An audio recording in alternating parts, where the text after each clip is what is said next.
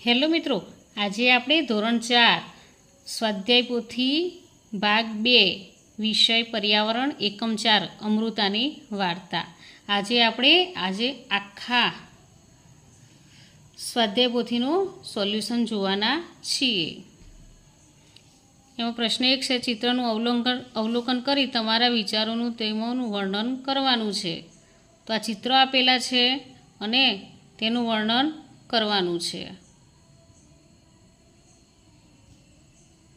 પછી પ્રશ્ન 2, આપેલા વિકલ્પોમાંથી સાચો વિકલ્પ શોધીને બોક્સમાં લખવાનો છે।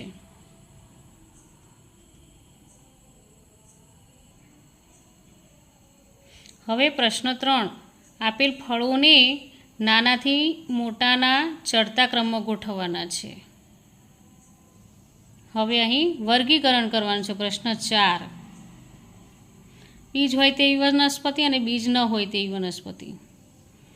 પછી 5, સાચો વિકલ્પ પસંદ કરી નીચે લખવું।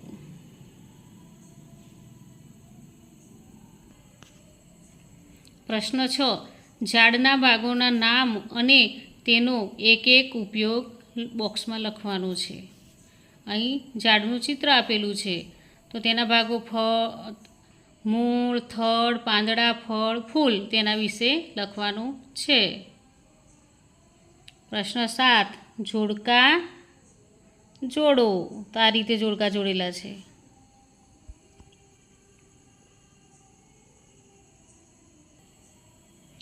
પ્રશ્ન 8, વિધાનો ખરા છે કે ખોટા તે કરો। પ્રશ્ન 9, ટૂંકમાં જવાબ લખો। એના અહીં 5 પ્રશ્નો આપેલા છે, તેના ટૂંકમાં જવાબ આપણે આપવાના છે।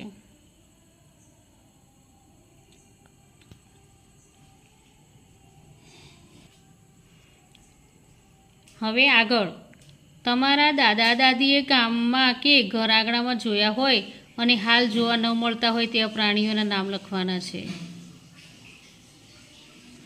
હવે પ્રશ્ન 11, તમારા ગામ કે વિસ્તારમાં વધુ વૃક્ષો વાવતા હોય, વૃક્ષો પ્રત્યે લગાવ હોય કે વૃક્ષ ઉછેરવાની પ્રવૃત્તિ સાથે જોડાયેલ હોય તેવી વ્યક્તિની મુલાકાત કરી તેમના વિશે માહિતી એકઠી કરો।